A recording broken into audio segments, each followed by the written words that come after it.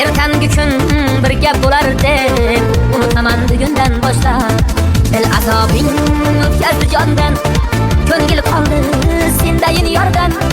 Eslamayman seni shu ondan, unutaman bugundan boshlab, unutaman bugundan boshlab.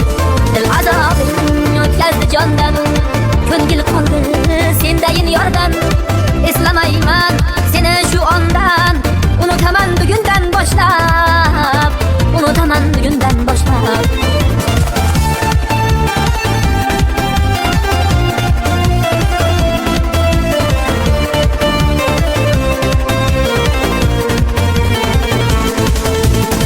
Hasta bo'lib kuyib qolmayin, yolg'iz o'zim so'nib qolmayin.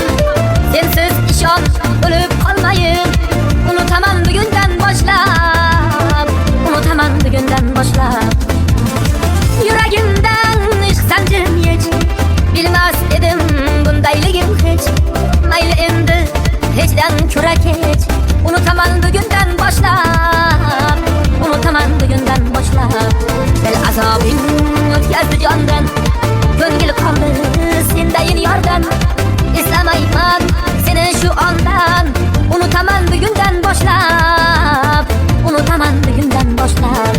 El azobing o'tkazdi jondan, ko'ngil qoldi sendayin yordan. Eslamayman seni shu ondan, unutaman bugundan boshlab, unutaman bugundan boshlab.